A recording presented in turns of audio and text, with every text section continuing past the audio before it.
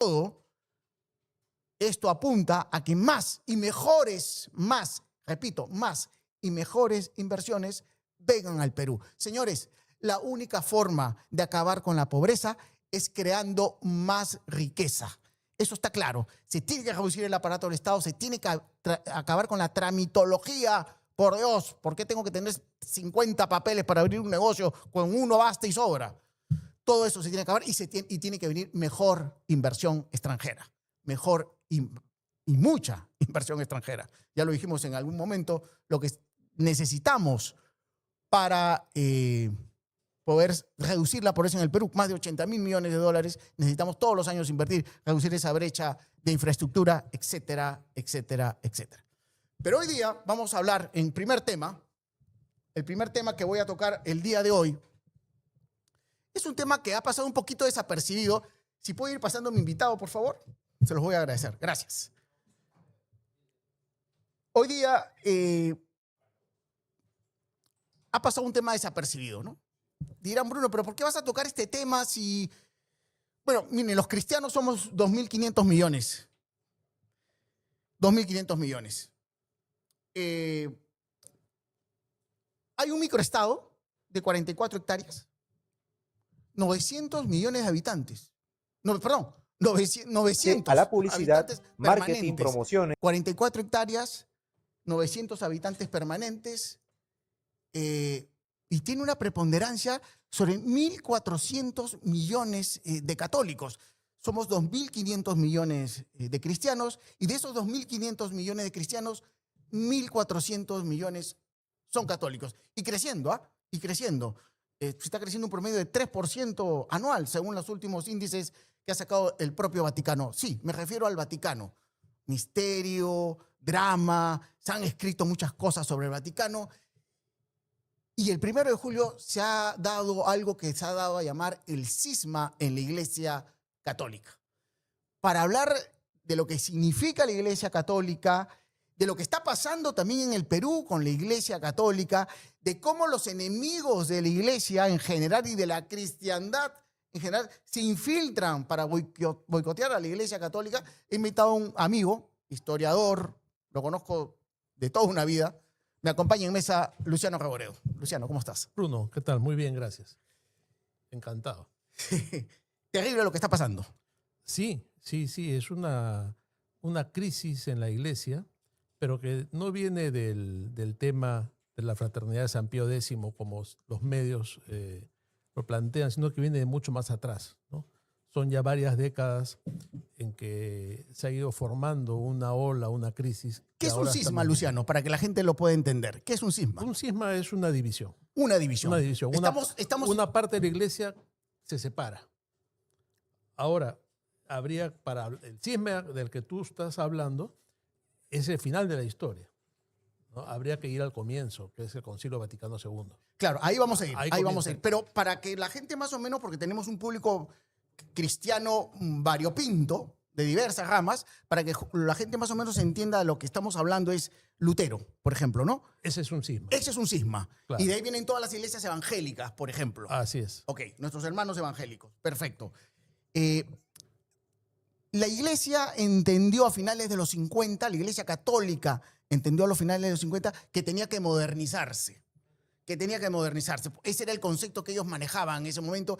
Y Juan XXIII convoca al Concilio Vaticano II, donde participa Monseñor Lefebvre. Participa él. Monseñor Lefebvre trabajó mucho tiempo como misionero en el África, arzobispo de Dakar, ¿no? En su momento, participa de este Concilio Vaticano. Pero entiendo de que las resoluciones que se toman en el Concilio Vaticano II se fueron desvirtuando en el tiempo, hasta llegar a Pablo VI, que ya se involucró mucha gente alrededor de la Iglesia Católica. ¿Cómo viene este proceso del Concilio Vaticano II y de qué va la congregación San Pío X? A ver, en 1962 se inicia el Concilio Vaticano II, que lo que busca es, como se dijo en ese momento, abrir las ventanas y que entre un aire fresco y que ponga a la Iglesia a tono con los signos de los tiempos. Entonces se convoca a todos los padres conciliares, obispos de todo el mundo, algunos invitados, y empieza esta gran reforma de la Iglesia, que es convocada por el Papa Juan XXIII. Esta reforma incluye una serie de temas muy positivos, de acercar la Iglesia a la gente, de ver temas sociales. Y la lengua en la cual se da la misa. Que ahí hay un tema de fondo, Sí. y es que no solamente se cambia la lengua, sino que se cambian algunos Exacto. aspectos de la misa, que es contra lo que hay algunos cardenales como Ottaviani, Bacci, escriben un documento grande en que dicen que se está desvirtuando el sentido de la misa.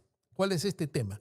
La misa tradicional es la reedición, por decirlo de alguna manera que se entienda claramente, del sacrificio de Cristo. No es un recuerdo de la última cena, no es una asamblea, no es un símbolo, sino que, de acuerdo a la tradición católica de siempre, se reproduce o vuelve a suceder de manera incruenta el sacrificio de Cristo.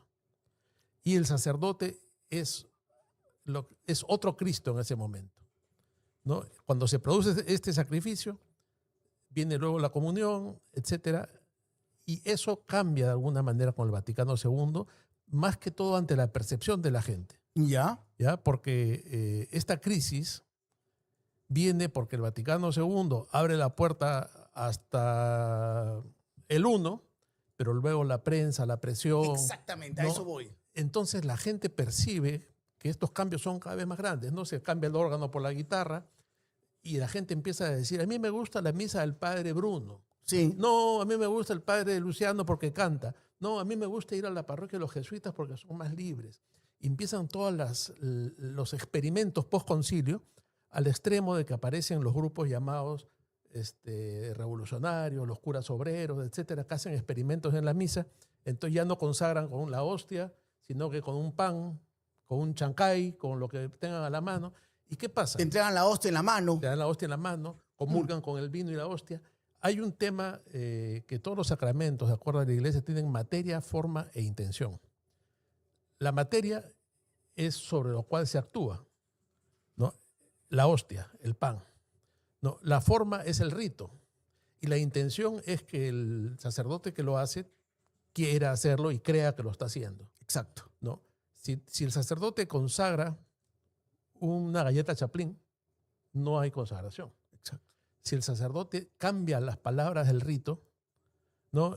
Y en el momento de la consagración dice el sacrificio, etcétera, tomen y coman todos de él, los hombres y las mujeres, los jóvenes y las jóvenes, y mete un discurso de género, progre, ya no hay consagración. Es lo mismo que si tú llevas a tu hijo a bautizar, lo bautizan con otras palabras. Yo te bautizo en el nombre del Padre, del Hijo, de los trabajadores, del pueblo oprimido. No hay bautizo.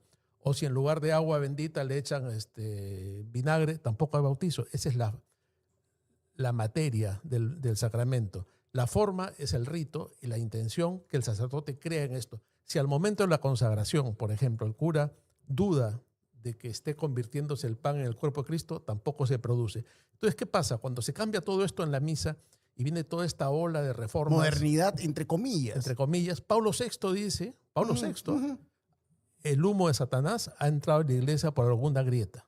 Bueno, dicen que esas dudas está el diablo siempre, ¿no? En los vestigios está ahí el diablo metido. A ver. Y Lefebvre se opone a esto. Lefebvre se opone a esto. Pese a que él participa del Concilio Vaticano II. Él participa del concilio, vota en contra, al final firma, porque firman los documentos conciliares, pero desde el principio él está en contra de esto y él quiere mantener la misa tradicional, en la que el sacerdote está mirando hacia el altar y se mantiene en lengua el misal tradicional, que es en latín.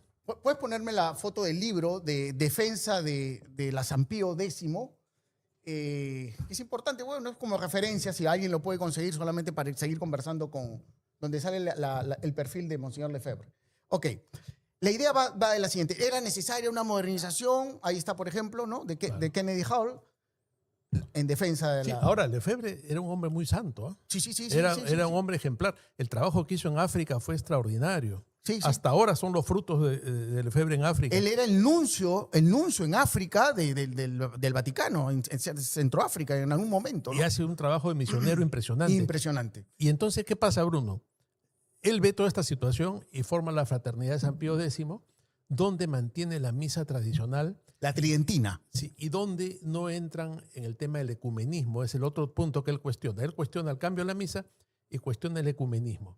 ¿Cuál es el ecumenismo? Siempre se ha dicho en la Iglesia Católica, fuera de la Iglesia no hay salvación. Entonces, el ecumenismo se consideraba tener conversaciones con las demás religiones, pero para atraerlas a la Iglesia. Esto cambia luego el concilio y por las presiones de los progres y todo esto, y ya no es así. Ahora es sentarse a conversar con los musulmanes, ¿no? Y llegar al extremo de ponerles una capilla y habilitarles un dentro del Vaticano.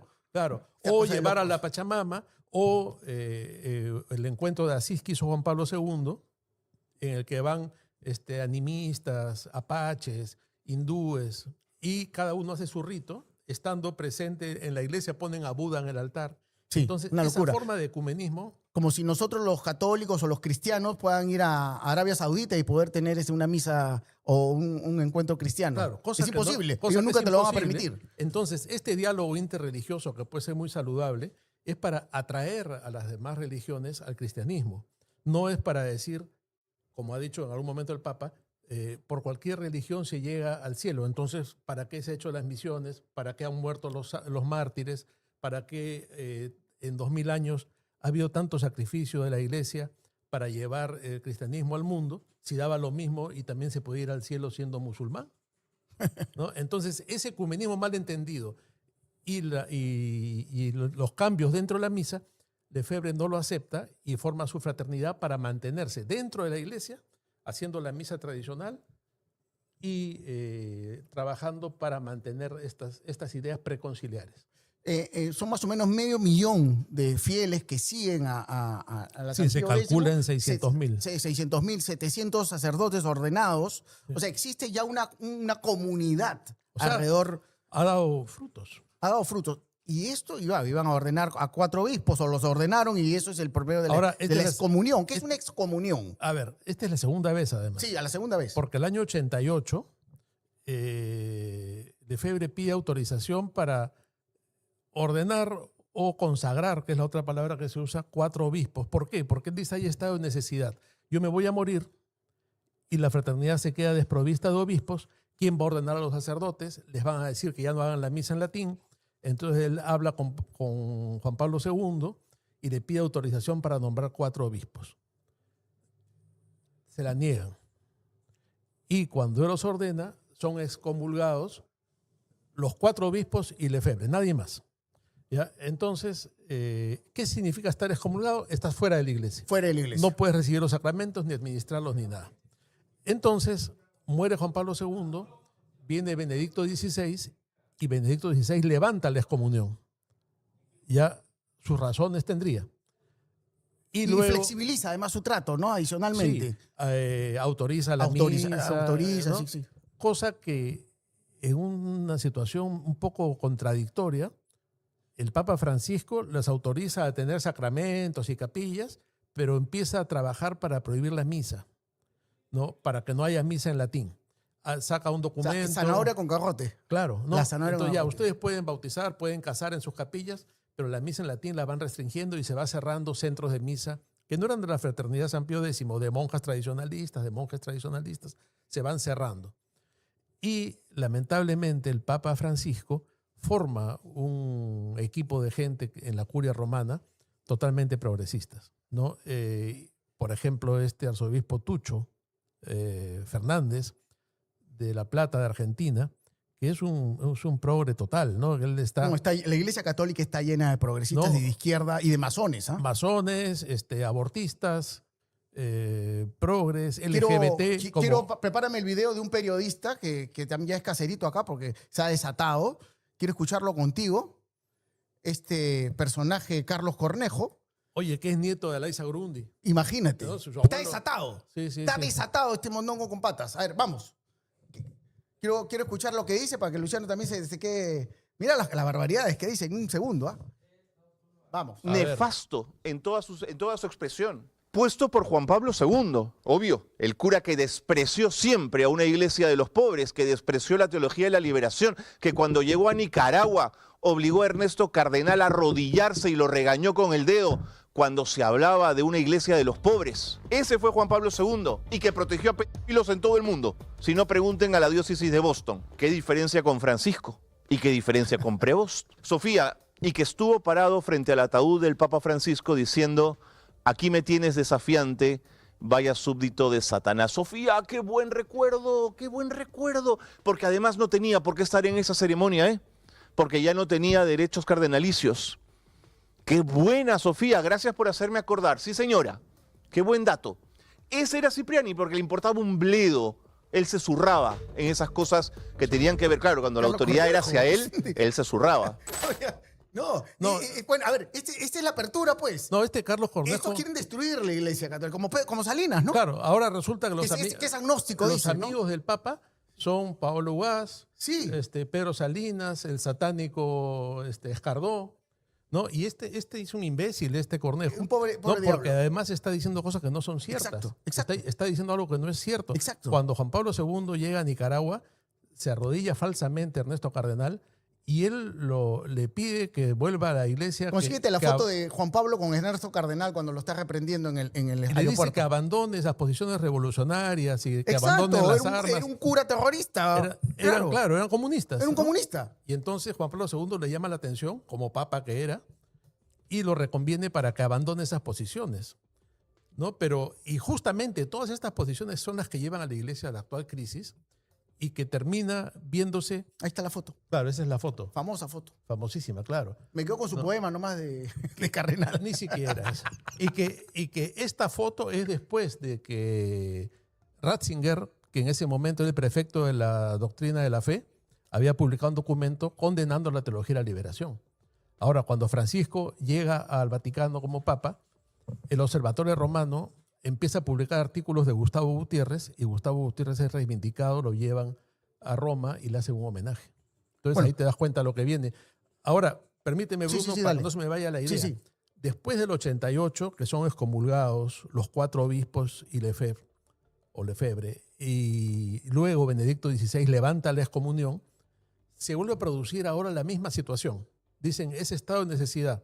Ya están viejos los 2 que quedan y necesitamos obispos. Y el superior general Pagliarini le pide, durante un año le pide cita al Papa y nunca le dan la cita. Entonces él dice, bueno, como no me reciben, envío un documento diciendo que va a ordenar a estos obispos. No le contestan hasta un día antes de la ordenación o consagración. Cuando se produce, viene el documento de excomunión, pero acá este es el problema.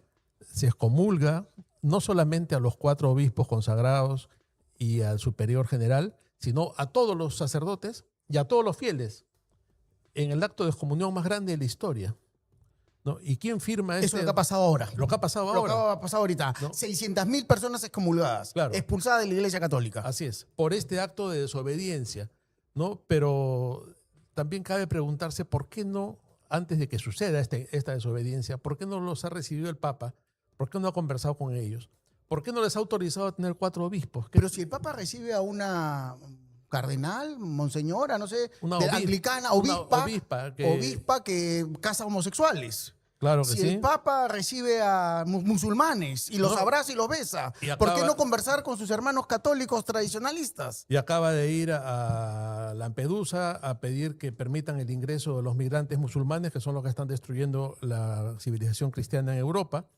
Y se pasea por todos lados con una monja que se apellida Karam, que es abortista y pro-gay.